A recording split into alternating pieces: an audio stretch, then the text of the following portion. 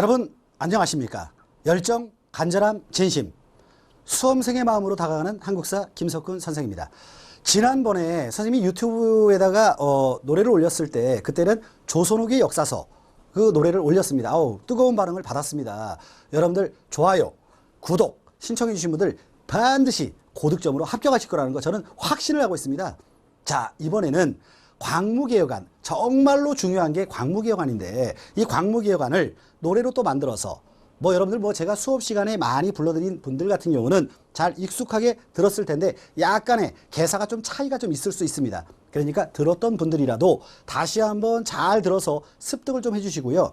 제가 얼마 전에 아는 업체 화장실에 딱 갔다가 재미난 문구를 하나 봤습니다. 어떤 문구를 봤냐면 군대에 가가지고 군가 부르잖아요.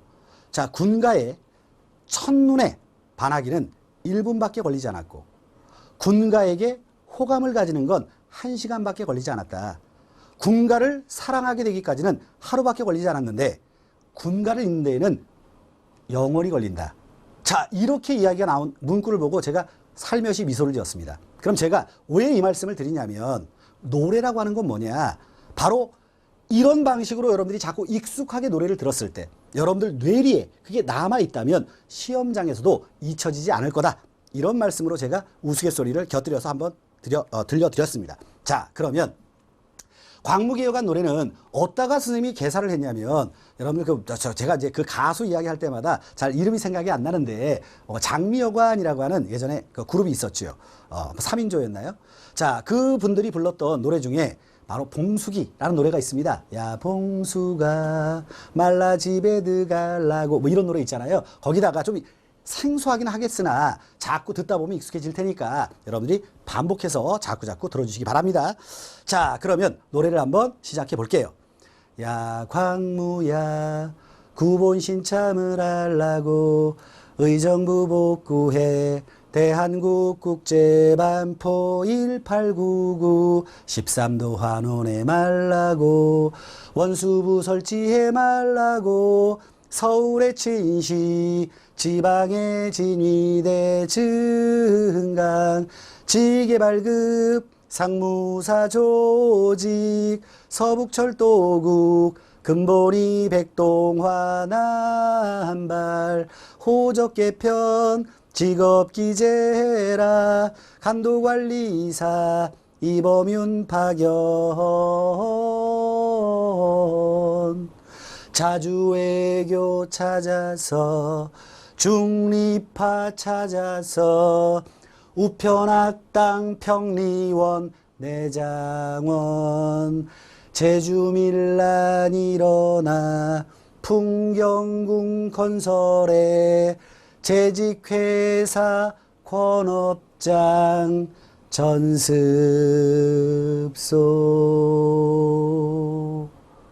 박수 소리가 잘 안 들리는 것 같아요. 크게 치고 있습니까? 감사합니다. 박수 소리를 우렁차게 치시는 분들은 반드시 고득점 합격 보장합니다. 자, 그러면 이제 하나씩 설명을 들어가 보는데 먼저 구본신참에 대한 이야기를 잠깐만 하고 넘어갈게요. 이 구본신참이라고 하는 건 옛것을 근본으로 하고 새로운 것을 참조하겠다. 이런 개혁을 우리가 동도서기론적 개혁이라고 말하는데 동도서기론적 개혁이라고 하는 건 동양의 도를 지키고 서양의 기술만을 수용하자라고 하는 이런 개혁을 동도서기론의 개혁이라고 말합니다.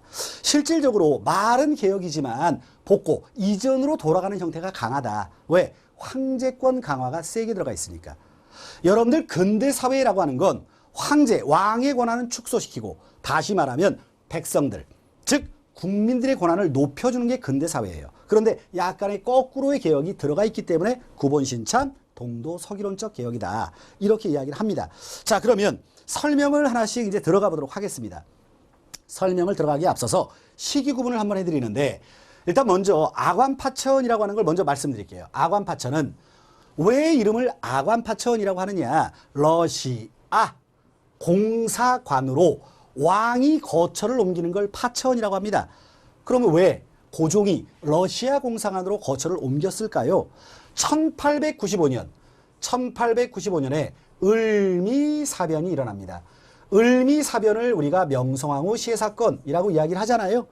명성황후 시해 사건이 일어나자 남편이었던 고종이 혹시 나도 죽이지 않을까라는 두려움으로 러시아 공사관으로 거처를 옮긴 거예요. 그게 바로 1896년 2월입니다.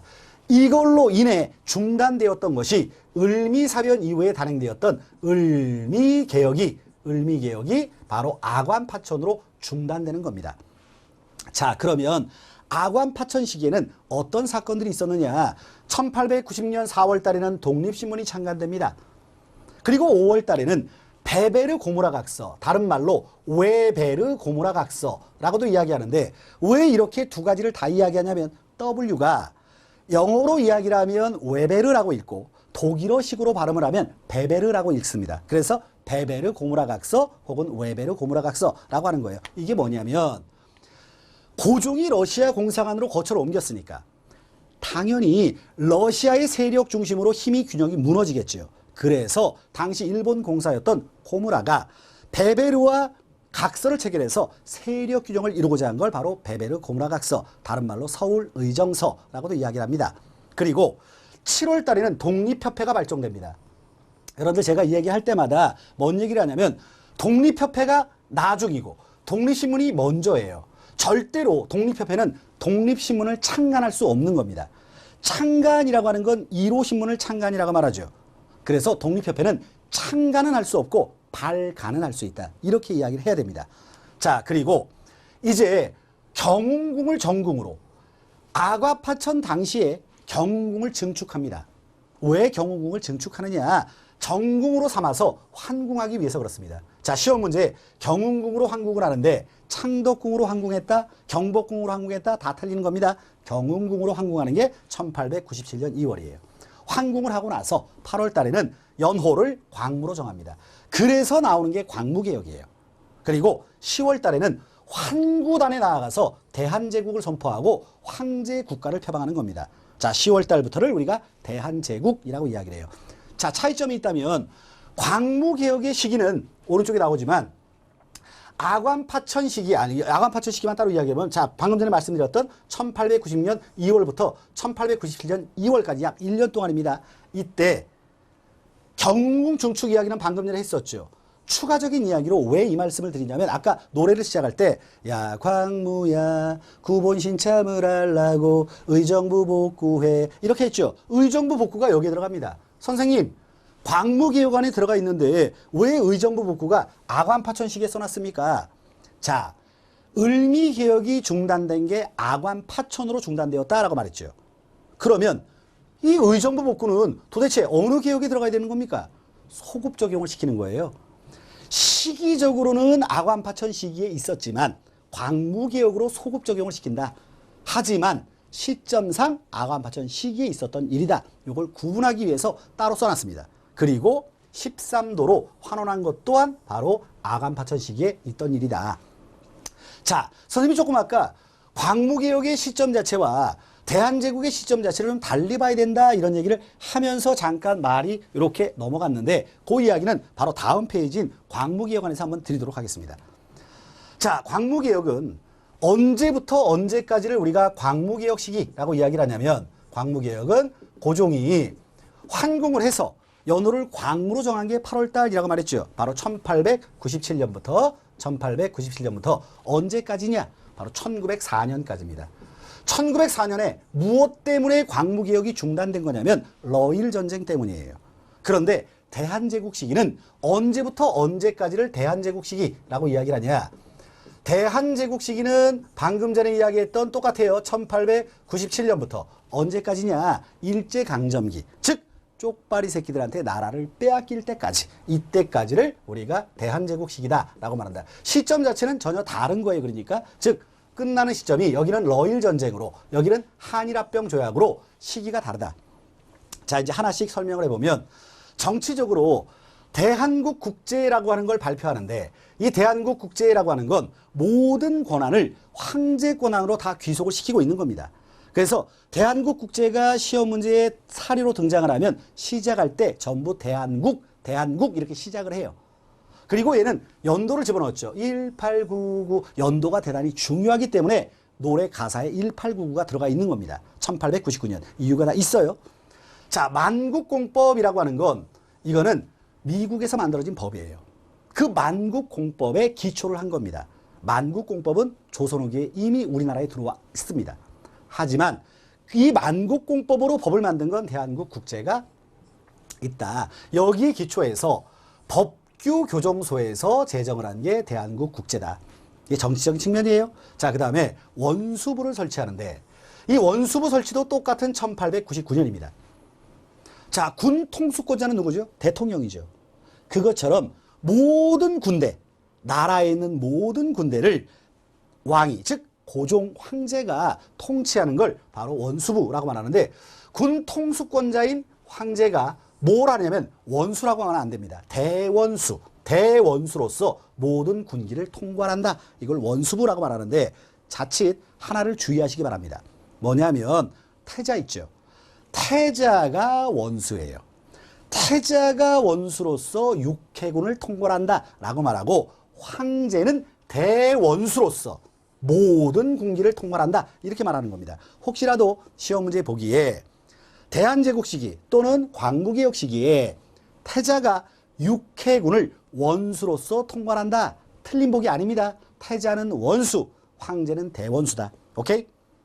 자, 그리고 이게 만약에 시험 문제 여러분들 나오면 광무개혁을 알지도 못하는데 광무개혁 문제가 어마무시하게 많이 나오거든요.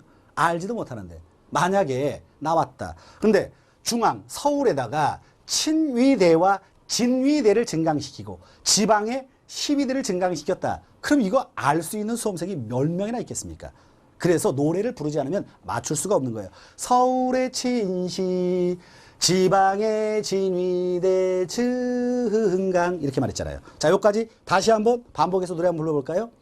야 광무야 구본신 참을 알라고 의정부 복구해 대한국 국제반포 1899 13도 환원해 말라고 원수부 설치해 말라고 서울의 친시 지방의 진위대 증강 정치면이었습니다. 경제적으로 볼게요. 경제적으로 지계 발급, 지계를 발급하는데 이 지계라고 하는 게 근대적 토지대장입니다. 근대적 토지대장을 발급하기 위해서는 무엇이 필요하느냐? 양전사업이라는 게 필요해요. 여러분들 언제나 양전사업이라고 하는 것은 두 가지를 밝히는 게 대표적인 양전사업의 내용인데 하나는 토지의 면적이 얼마냐 그리고 또 하나는 소유주가 누구냐 이걸 정확하게 밝혀내는 게 양전사업이거든요. 그래서 근대적인 토지대장을 발급해 주는데 이걸 발급하기 위해서 두 차례에 걸친 토지조사 사업이라는 걸 합니다. 이게 시험 문제 나오면 수험생들이 왜 틀릴까요? 일제강점기에 1912년부터 1918년까지 일제가 토지조사 사업이라는 걸 합니다. 공부를 한 친구들은 대부분 다 알 거예요. 그러면 토지조사 사업이 두 차례에 걸쳐 진행되었다라는 보기가 나왔을 때 어라? 이거는 일제강점기에 쪽발이들이 한 건데 틀렸다고 생각하시면 안 됩니다. 왜? 토지대장을 발급하기 위해서는 당연히 토지조사 사업이 선행돼야 하는 겁니다. 아시겠죠? 자, 그리고 어떤 친구들이 와서 질문을 해요. 선생님, 제가 문제를 풀다 보니까요. 지계 발급을 하기 위해서 양지아문이 했다 이렇게 나오기도 하고요. 지기아문이 했다 이렇게 나오기도 하는데 화살표가 조금 약간 유적으로 와 있죠. 그렇죠? 죄송합니다. 자, 이렇게 나오기도 하는데 어떻게 된 거예요? 이렇게 이야기를 하잖아요. 다 맞는 거예요. 양지아문은 1898년, 지기아문은 1901년. 즉 양지아문에서 지계 발급을 하다가 지기아문으로 바뀌었다가 나중에는 탁지부에서 통합 이관되어서 시행을 합니다. 다 맞는 얘기가 된다 이런 얘기고 자 상무사라고 하는 게 있는데 이 상무사는 애초에 고종이 1883년에 해상공국이라는 걸 설치합니다. 이 해상공국이라고 하는 건 보부상 보호 조직이에요. 보부상을 보호하기 위해서 해상공국을 고종이 설치를 했는데 아니 그러면 고종은 왜 보부상을 보호하기 위해 해상공국을 설치했느냐 1866년 프랑스 함대가 강화도를 쳐들어와서 1개월간 점령을 합니다. 그 강화도에 쳐들어온 프랑스 함대를 물리치는 과정에 당연히 보급이 필요하겠죠. 뭐 식량도 보급해야 되고 무기도 보급해야 되는 거 아닙니까? 그런데 당시에는 보급 부대가 별도로 없었습니다. 전국 각지를 다니면서 등짐, 개나리 보찜, 지구 장사하는 사람들을 보부상이라고 말하죠. 이들이 바로 보급부대 역할을 했습니다. 프랑스 함대가 물러난 뒤에 고종이 보부상들이 예쁘잖아요. 예쁘니까 이들에게 뭔가 도움을 줘야지라고 해서 만들어준 게 보부상 보조직 해상공국입니다. 여러분 이게 언제 나오죠? 갑신정변 때 급진개화 사상가들이 해상공국 철폐를 주장하고 나옵니다. 왜요? 자유로운 상업활동에 저해가 되기 때문에. 그런데 없어지지 않고 있다가 이게 상리국으로 개편이 돼요. 이게 2년 뒤인 1885년입니다. 상리국으로 개편이 되었다가 이 상리국이 상무사로 이관이 됩니다. 그게 1899년. 1899년 굉장히 많이 나오네요. 그죠? 1899년. 오케이. 자, 그게 상무사로 개편되는 얘기입니다. 그리고 서북철도국은 서북쪽에 여기 지도를 간단하게 그려보면 여기가 만약에 한성에서 여기가 서북쪽에 있는 거 아닙니까? 이 철도가 경의선입니다. 경의선 철도를 가설하기 위해서 국내부에다가 설치한 게 바로 서북철도국이에요. 그런데 말입니다. 이 경의선은 원래 누가 가설권, 부설권을 가지고 있었냐면 프랑스가 가지고 있었습니다. 그런데요, 프랑스가 자빠집니다. 자본을 대지 못해가지고 야 우리 못할 것 같아. 그러자 대한제국이 오케이 그럼 우리가 할게. 그래서 대한제국에서 광무개혁 때 서북철도국을 설치해서 경의선을 가설하려고 해요. 하지만 역시 대한제국도 재정난 때문에 서북철도국을 설치했지만 경의선을 가설하지 못합니다. 최종적으로 철도를 가설하는 건 누구냐? 일본이 가설하는 거예요. 그러니까 우리나라의 철도 부설은 다 일본이 하는 겁니다. 최종적으로. 아시겠죠? 자, 금본위제라고 하는 건 금을 본위화폐로 삼겠다. 금을 본위화폐로 삼는 개정안을 만들어내는데 금을 본위화폐로 한다고 해서 모든 국민들이 금을 사용할 수 있는 건 아니죠. 그럼 그 본위화폐라고 하는 건 뭐냐면 이런 개념이에요. 지금은 달러를 기준으로 각 나라의 화폐를 산정을 하죠. 그것처럼 당시에 금을 기준 화폐로 삼겠다. 그럼 일상적으로 사용하는 화폐는 뭐냐? 백동화였습니다. 이 백동화는 이전 5푼짜리 화폐인데 이것을 보조화폐로 사용을 하는데 이것이 엄청나게 남발됩니다. 그래서 화폐 가치가 기능을 떨어뜨립니다. 이후에 메가다가 재정고문으로 들어와서 백동화를 정리하는 사업을 하게 되는데 그걸 바로 화폐 정리 사업이라고 하는 거죠. 자, 이렇게 해서 여기까지 봤죠? 다시 한번 볼게요. 야 광무야 구본 신참을 하려고 의정부 복구해 대한국 국제반포 1899 13도 환원해 말라고 원수부 설치해 말라고 서울의 최인시 지방의 진위대 증강 지개발급 상무사 조직 서북철도국 금본위 백동화 남발 호적 개편 사회적인 측면입니다. 호적 개편. 자, 호적에 원래 신분을 쓰도록 되어 있었습니다. 그런데 직업을 대신 기재하도록 만든 게 호적 개편. 직업 기재라. 간도관리사로 이범윤을 파견하는 게 1902년 바로 광무개혁 때입니다. 자, 그 다음에 기타 얘기를 보는데 자주외교 찾아서 자주외교를 표방하는 건 한청수호 통상조약이 대표적인데 이것도 1899년이네요. 많이 나오네. 자, 이 한청수호 통상조약은 이전에 1882년 이모군란 이후에 청나라와 조청, 상민, 수륙, 무역장정이라는 걸 체결했죠. 이 조청, 상민, 수륙, 무역장정을 체결했을 때 제1관에 나오던 게 뭐였냐면 1882년 8월입니다. 이때 나왔던 게 뭐냐면 조선은 청의 속방국이다 이렇게 명시가 되어 있습니다. 즉 조선이란 나라는 청나라 꼽은 국가다 이런 얘기예요.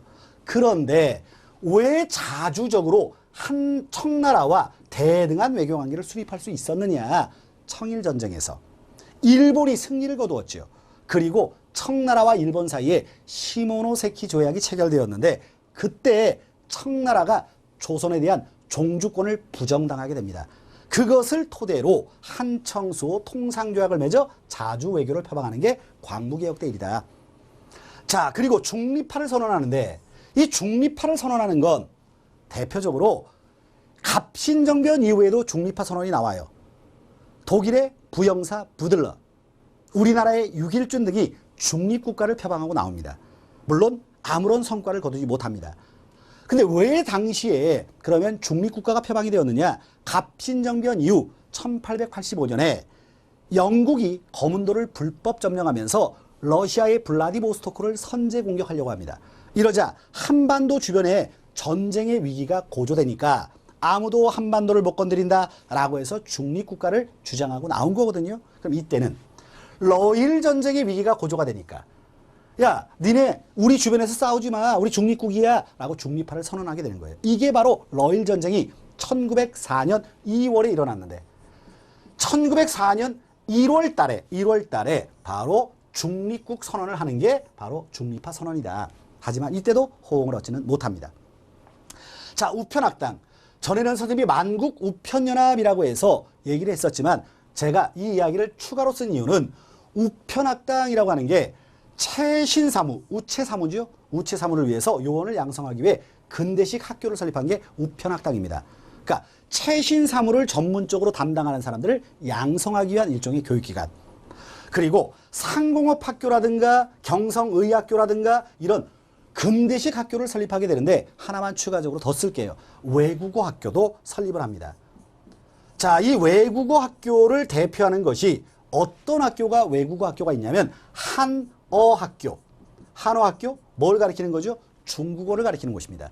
그리고 덕어학교. 덕어학교? 덕어가 아니라 독일어입니다. 독일어를 가리키는 걸 덕어학교라고 해서 외국어 학교, 근대식 외국어 학교도 설립하는 게 바로 광무개혁대입니다. 우편학당을 필두로 상공업학교, 의학교, 그리고 외국어학교 설립 이렇게 가세요. 자, 그리고 평리원이라고 하는 것은 고등재판소를 평리원으로 개편을 합니다. 그리고 황실 재판을 담당하기 위해서 순회재판소도 설치를 한다라고 말하는데 실질적으로 순회재판소는 운영된 적은 없습니다. 자, 그리고 내장원. 이 내장원이라고 하는 건 황실 재정 담당을 위해서 설치한 걸 내장원이라고 하는데 애초에 내장원이 설치가 된 건 을미개혁 때 1895년에 내장원이 설치가 된 겁니다. 그런데 이것이 바로 내장사라는 명칭으로 바뀌었다가 다시 광무개혁 1899년에 황실 재정 담당을 위해서 승격이 되는 게 또다시 내장원이에요. 그러니까 애초에 을미개혁 때 설치되었다가 격하가 되었다가 다시 1899년 황실 재정 담당을 위해서 설치가 되는 게 내장원이다. 자, 제주밀란이 나오는데 이 제주밀란은 다른 말로 이재수의 난이라고 하겠습니다. 여러분 영화로도 만들어진 거거든요. 이재수의 난이. 그런데 이 제주밀란이라는 이름은 제주밀란은 1901년에 처음으로 일어난 건 아니에요. 제주밀란은 1862년 임술농민봉기 때에도 제주 지역에서 밀란이 일어났습니다. 왜? 임술농민봉기는 전국적으로 확산되는 농민봉기라고 했으니까. 그것도 제주밀란이라고 하고 이때는 이재수의 난이라고 별도로 부르기도 합니다. 이재수의 난이라고 별도로 부르기도 해요. 오케이? 이 당시에 제주 지역의 밀란은 당시 1862년 임술 농민봉기 때는 삼정의 문란, 지방관의 횡포 이런 것 때문에 제주밀란이 일어났다면 광무개혁 때 일어났던 제주밀란은 당시 천주교 교도들에 대한 횡포입니다. 천주교 교도가 횡포를 당했다는 게 아니라 제주 지역의 천주교인들이 제주 지역의 백성들을 탄압하는 거예요. 그래서 제주 지역에 밀란이 발생을 합니다. 이때 프랑스 함대가 출동하기도 합니다. 자, 그 다음에 풍경궁 건설이라고 이야기했는데 풍경궁은 바로 서경, 평양 지역에 풍경궁을 건설해서 양경체제를 또 한번 갖추게 됩니다. 그리고 한성재직회사, 직조권업장, 인공양잠 전습소 등을 만들어서 근대식 산업을 육성해서 황실 재정을 풍성하게 하겠다라는 의미로 이렇게 설치를 하는 걸 재직회사, 권업장, 양잠 전습소라고 이야기를 합니다. 이 정도의 노래만 가지고도 여러분들이 가지고 있는 기출문제집을 한번 보세요. 과연 안 풀리나? 대부분 다 풀릴 겁니다. 자, 그러면 노래 한번 마무리하고 수업을 마무리하도록 하겠습니다. 다시 한번 생각하면서 부르세요. 자, 이전으로 한번 돌려서 한번 해볼까요? 이전으로 돌려서. 자, 이전으로 돌아가서 자, 여기서부터 할게요.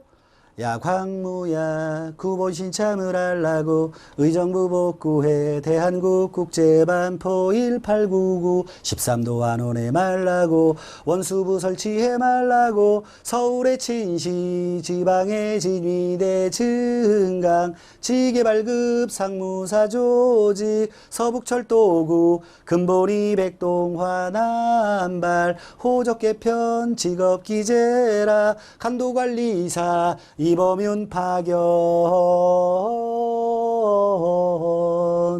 자주외교 찾아서 중립파 찾아서 우편학당 평리원 내장원 제주밀란 일어나 풍경군 건설에 재직회사 권업장 전습소. 다시 한번 박수 열심히 치시는 분들 반드시 합격이라니까요. 자, 이렇게 해서 광무계 영화에 대해서 노래를 통해 가지고 여러분들한테 설명을 드렸는데 다음번엔 여러분들에게 근대 문물의 수용을 다시 한번 PPT 작업을 해가지고 또 한번 만나 뵙는 시간을 그때 가지도록 하겠습니다. 자, 강의 들으셔서 대단히 감사합니다. 안녕히 계십시오.